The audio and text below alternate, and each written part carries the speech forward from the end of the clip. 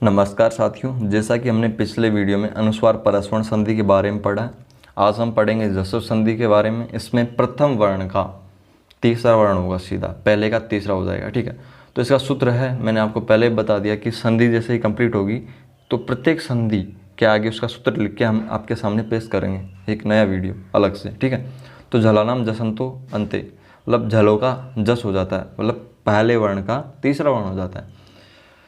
तो ये इसको याद रखना है, सूत्र आ सकता है। पदांत झलों को पदांत के अंत में, मतलब पद के अंत में झल आएंगे, उनको जस आदेश हो जाता है। कैसे होता है? जब झलों के बाद में स्वर आए, वर का तीसरा चौथा वर्ण आए, या य रह ल व है आए। जल के अंतर्गत क्या होता है? प्रत्याहार में, मतलब जो मैंने माहेश्वर सूत्रों का जो अलग से वीडियो बनाया था उसके अंदर प्रत्याहारों को बताया था, उसके अंदर बताया था कि झल कैसे बनते हैं, मतलब इनके अंदर क्या क्या आते हैं, कैसे। तो आपको अभी जानना है भाई झल क्या है, तो उस वीडियो को जाके देख सकते हैं। ठीक है, वर्ग का पहला दूसरा तीसरा चौथा, झल के अंदर क्या आता है? प्रत्येक वर्ग का, जो पांचों वर्ग है, क्या चटा तप है, उनका पहला दूसरा तीसरा चौथा वर्ण और उस्व वर्ण आते हैं झल के अंतर्गत। इनके बाद में अगर स्वर आ जाए, या वर्ग का तीसरा चौथा वर्ण आ जाए, या य र ल व है आ जाए, तो क्या हो जाएगा? जस, मतलब प्रत्येक वर्ण, मतलब प्रत्येक वर्ग का तीसरा वर्ण हो जाता है। कैसे होता है? अगर आपको इन सभी लफड़ों में नहीं पढ़ना, शॉर्टकट में याद रखना है कि जैसे संधि कैसे होती है, तो इसमें क्या आएगा? प्रत्येक जो प्रथम पद है उसके अंत में क्या आ जाएगा? प्रथम वर्ण आएगा, तो प्रथम वर्ण का तीसरा करना है। कै का ग करना है, च का ज करना है, ट का ड करना है, तय का तीसरा त था द करना है, पै का तीसरा प फ ब करना है। उदाहरण से पता चलेगा। ठीक है, उदाहरण में चलते हैं। वाक प्लस ईस, यहाँ पे क्या आ रहा है? प्रथम वर्ण, उसके बाद में स्वर आ गया। मैंने बताया था स्वर तीसरा चौथा वर्ण या रलव है, कोई सा भी आ जाए। तो क का जो प्रथम वर्ण है उसका क्या हो जाएगा? तीसरा वर्ण हो जाएगा, ग हो जाएगा।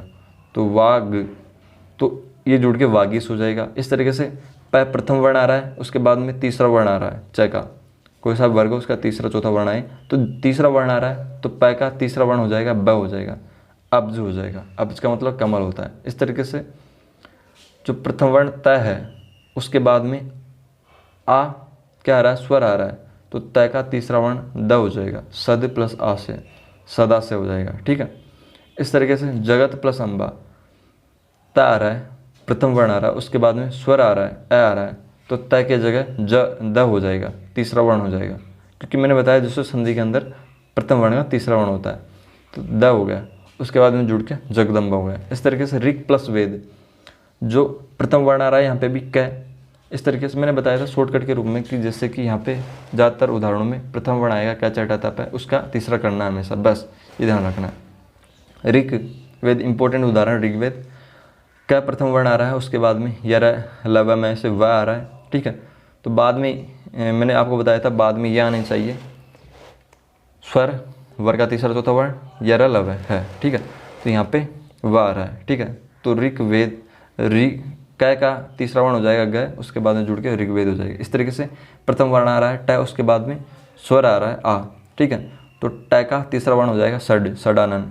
ठीक है, इस तरीके से यहाँ पे प्रथम वर्ण आ रहा है तय, उसके बाद में आ रहा है जो कि स्वर है, तो तय का द हो जाएगा तीसरा वर्ण, तो हो जाएगा सदाचार।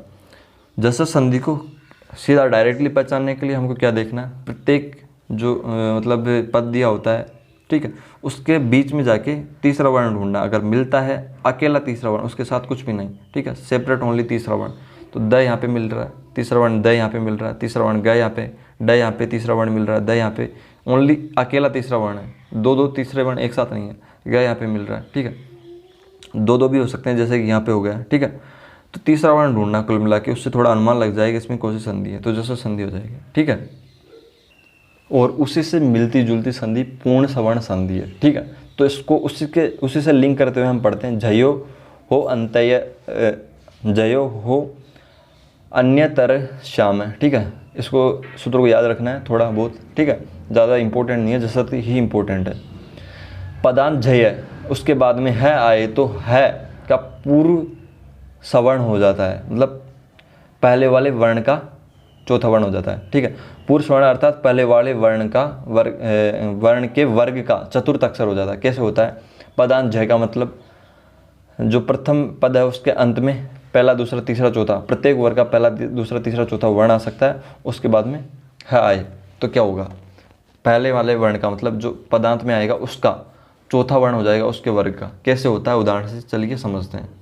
ठीक है, जैसे कुल मिला के यहाँ पे वाक प्लस आरी, पहला दूसरा तीसरा चौथा मैंने बोला था, तो पहला वर्ण आ गया क्या वर्ग का, तो उसके बाद में है आना चाहिए, है जरूरी है। तो है के स्थान पर क्या होगा, जो इसके पूर्व सवर्ण का मतलब इसके जो पहले वाले जस्ट वर्ण का, पूर्व मतलब पहले वाले का सवर्ण मतलब एन चौथा वर्ण हो जाता है। ठीक है, तो है के स्थान पर पहले वाले वर्ण का चौथा वर्ण घ हो जाएगा। क्या का चौथा वर्ण होगा, क्या वर्ग का, घ। तो वाक प्लस घरी, यहाँ तक तो पूर्व श्रवण संधि हो गई। उसके बाद में वाक प्लस घरी, तो यहाँ से क्योंकि क वर्ग के बाद, क के बाद में अगर तीसरा चौथा वर्ण आए या र ल व आए या स्वर आए तो जैसा संधि होती है, तो यहाँ से जैसा तो संधि होगी, वाक प्लस घरी, वाक घरी। ठीक है, अगर ये उदाहरण दे देता है, इसमें पूछता है कौन सी संधि है, तो जैसा तो संधि ही होगी, क्योंकि संधि का एक कंसेप्ट चलता है कि यहाँ से यहाँ तक संधि मतलब पूर्व मतलब ये हो गई पूर्व सवर्ण, क्योंकि यहाँ से यहाँ तक पूर्व सवर्ण संधि हो गई, लेकिन अंतिम रूप से कौन सी संधि हुई है इसमें आगे जाके, जसत संधि। तो ये जसत संधि का उदाहरण ही माना जाएगा। ठीक है, अगर जसत मतलब ऑप्शन नहीं दिया हुआ हो तो पूर्व सवर्ण करना है, अन्यथा जो अंतिम रूप से जिस वर्ड मतलब जिस पद में अंतिम रूप से जो संधि होती है वही उसमें मान्य होती है, क्योंकि उसके बीच में तो बहुत सारी संधियाँ होती रहेगी। ठीक है, लेकिन अंतिम रूप से कौन सी हो रही है, अंतिम रूप से इसमें वाक प्लस घरी, मतलब तीसरा चौथा वर्ण आ रहा है और पहला वर्ण आ रहा है, तो पहले का तीसरा हो जाएगा वाक घरी, तो अंतिम रूप से जसत हो रही, तो अंतिम रूप से जसत का उदाहरण होगा। लेकिन अगर ऑप्शन में जसत नहीं हो तो पर सवर्ण करना है। ठीक है, इस तरीके दिक प्लस हस्ती, इसमें पहले तो पर सवर्ण संधि होगी, क्योंकि है के स्थान पर पूर्व वाले वर्ण का चौथा हो जाएगा, घ हो जाएगा। उसके बाद जसत संधि से क के स्थान पर ग हो जाएगा, दिग्घस्ती। ठीक है, दिग्घस्ती इसका ये हो जाएगा। इस तरीके से कुल मिला के अच प्लस हलव, च वर्ग का चौथा वर्ण, अज प्लस झलव, इससे ज किससे हुआ, ज हुआ जसत संधि से, तो अज झलव हो गया। तो कुल मिला के इसमें कैसे याद रखना है, तीसरा वर्ण तो इस जसत से हो जाएगा, और इसके जस्ट इसके पहले वाले का चौथा वर्ण मतलब च का ही चौथा वर्ण, मतलब एक साथ एक ही वर्ग के तीसरा और चौथा है। ठीक है, तो उसमें समझ जाना जसत तो मूल रूप से होगी, और अगर जसत नहीं दी गई हो तो उसमें पूर्व सवर्ण होगी, क्योंकि इसमें पहले पूर्व सवर्ण होती है, बाद में अंतिम रूप से जसत हुई, तो अंतिम रूप से ही मान्य होती है। जो संधि अंतिम रूप से होती है वही प्रत्येक पद में मान्य होती है। लेकिन अगर ऑप्शन में जसत नहीं आए तो पूर्व सवर्ण करना हो, तो आपको कैसे पहचानना है ये जसत या पूर्व सवर्ण का उदाहरण, तीसरा चौथा लगातार वर्ण आने चाहिए, एक आधा एक पूरा, और जो भी एक ही वर्ण का, जैसे कि जज है, त वर्ग का दोनों, तीसरा चौथा आ गया त वर्ग का दोनों। ठीक है, इस तरीके से त वर्ग का, इस तरीके से त वर्ग का ये आ गया, ये ट वर्ग का, इस तरीके से त वर्ग का आ गया। तो इसमें से तत् प्लस हानि का त वर्ग का चौथा हो जाएगा धानी, तत् प्लस दानी, तद तो चौथा वर्ग आ रहा है, तो जैसा संधि लग जाएगी पहले का तीसरा हो जाएगा।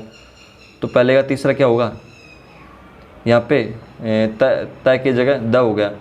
तो ठीक है, तो ये द कैसे जुड़ता है, इसमें द आधा होता है, लेकिन हमको यहाँ पे ऐसे लगता है तद्वानी पूरा, इसमें द तो पूरा है और ध मतलब यानी कि आधा है, लेकिन जैसे द्व लिखते हैं उसमें ध पूरा होता है और द आधा होता है, इसको तद्वानी लिखते हैं। ठीक है, तो हमें इसे याद रखना है, यहाँ पे भी द आधा है और ध पूरा है। ठीक है, इस तरीके पत प्लस हति, है की जगह इस तय का चौथा ध हो जाएगा, और जसो संधि से तय, क्योंकि चौथा वर्ण आ रहा है तो तीसरा चौथा तो द हो जाएगा, तीसरा वर्ण हो जाएगा। तो पद्धति इस तरीके से तत् प्लस हित है की जगह इसका तय का चौथा पूर्व सवर्ण संधि से ध हो गया, और ध को देखते ही चौथा वर्ण आ रहा है तो तय का द हो गया, तीसरा वर्ण जसो संधि से तद्वित। इस तरीके से ये वेरी वेरी इंपॉर्टेंट उदाहरण है। रत्न मुट हरती, तो इसमें ट आ रहा है, इसको देखते ही इसका चौथा हो जाता है। ठीक है, ढ, और ढ को देखते ही ये जसो संधि से ट क्या हो जाता है, चौथे वर्ण को देखते ही तीसरा हो जाता है ड, रत्न मुंड ढ रति। ठीक है, सात प्लस हली है, इसका चौथा हो जाता है ध हो जाता है, और चौथे वर्ण को देखते ही जसो संधि से तय क्या हो जाता है, तीसरा होता है शाद हली। ठीक है, शाद्वली।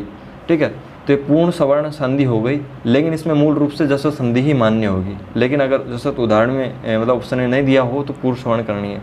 तो आपको पता चल गया कि एक ही वर्ण का तीसरा चौथा है, तो उसमें या तो पूर्ण सवर्ण हो गया या जसत तो फिक्स है ही। ठीक है, तो जसत का अपदान जसत्व एक और होता है, मतलब एक और इसका प्रकार होता है, उसको हम पढ़ते हैं इसमें। अब तक जो हमने संधि पढ़ी थी वो पदान जसत पढ़ी थी, पहले का तीसरा। अब पढ़ेंगे अपदान जसत्व, उसमें भी एचजीटी जैसा ही है, झल जलों का जस होता है। जलों का जस कैसे होता है, लेकिन यहाँ पे क्या होता है, झल में वर का मतलब झल में आपको बता दिया होगा मैंने पहले कि भाई क्या क्या आता है। वर्ग का पहला दूसरा तीसरा चौथा वर्ण आता है प्रत्येक वर्ग का, और उसमें व्यंजन आते हैं से। तो चौथा आना तो अनिवार्य था पहले भी, लेकिन उसमें पहला वर्ण आता था, पहले का तीसरा करना होता था। इसमें चौथे का तीसरा करना है, ठीक है। चौथे का तीसरा कैसे करना है, जल का जस करना है। एजीटी सूत्र वही रहेगा, जलानाम जसी जसी, ठीक है। इसका थोड़ा अलग हो जाएगा। तो इसके बाद में जसी वर्ग का तीसरा चौथा वर्ण ही आएगा, न कि उसमें व्यंजन आएगा, ठीक है, जल के बाद में। तो क्या है इसका सब कुछ कंसेप्ट शॉर्ट में क्या याद रखना है आपको, शॉर्ट याद रखना है, इनमें ज़्यादा पढ़ना नहीं है। उसमें पहला वर्ण आता था, उसके बाद में तीसरा चौथा, ठीक है, या कोई सा भी आ जाए, स्वर आता था, ठीक है। इसमें स्वर वर्ग कुछ भी नहीं आएगा, इसमें सीधा क्या आएगा, चौथे के बाद में चौथा ही वर्ण आएगा, ठीक है। तो चौथे के स्थान पर तीसरा हो जाएगा, ठीक है। क्या याद रखना है इसमें, प्रथम पद का अंतिम जो वर्ण होता है वो चौथा आएगा, उसके बाद जस्ट चौथा आएगा। तो इसमें चौथे का प्रथम वाले का तीसरा कर देना है, और चौथा एजीटी रहेगा। तो दूध दुघ प्लस दम धम, तो यहाँ पे चौथा आ रहा है, यहाँ पे भी चौथा आ रहा है। ये क वर्ग का चौथा है, ये त वर्ग का चौथा है। तो ये प्रथम चौथे का तीसरा हो जाता है। तो प्रथम चौथे का तीसरा कर दो, ग कर दो, और एजीटी रहेगा दुग्धम। इस तरीके से ध ध दोनों एक ही वर्ण के आ गए, ध ध। तो इसमें तीसरा हो जाएगा बदधवा, ठीक है। इस तरीके से ध ध आ गए। कुल मिला के आपको क्या याद रखना है, तीसरा चौथा उसमें जस संधि ही होगी, सीधी बात याद रखनी है, क्योंकि पूर्ण स्वर्ण में भी तीसरा चौथा लगातार आता है, ठीक है। एक ही वर्ण का आता है, एक ही वर्ग का आता है उसमें, तो इसमें अलग अलग वर्गों का आ जाता है, ठीक है। लेकिन तीसरा चौथा जहाँ पे भी दिख जाए या तीसरा वर्ण दिख जाए, वहाँ पे जसत संधि होगी मूल रूप से। अपदांत वो तो ज़्यादातर तो पूछेगा नहीं, लेकिन जसत ही पूछेगा, ठीक है। वृद्ध, क्योंकि इतना डिटेल से पूछने वाला है नहीं, वो जसत्व के बारे में पूछा है, जसत्व है या नहीं, इसमें भी जसत्व है, उसमें भी जसत्व है। अपन अलग अलग से पढ़ रहे हैं, पदा जसत्व कौन सी है, अपदांत जसत्व कौन सी है। तो अपदांत पढ़ रहे हैं हमने, पदांत पहले पढ़ लिए, ठीक है। तो इसकी पहचान क्या है, तीसरा चौथा आना चाहिए। इसमें लगातार एक ही वर्ण का तीसरा चौथा भी हो सकता है, जैसे द और ध हो गया, और अलग अलग का क वर्ग का और त वर्ग का हो गया, ठीक है। चौथा वापस से आ गया ध ध, तो द का द हो जाएगा और दी वृद्धि, ठीक है। इस तरीके से शुभ प्लस ध, इसमें तीसरा हो जाएगा भय, मतलब चौथा आ गया, ठीक है। तो प्रथम वाले का तीसरा हो जाएगा उसी वर्ण का, उसी वर्ग का, तो ब हो गया क्षुब्ध।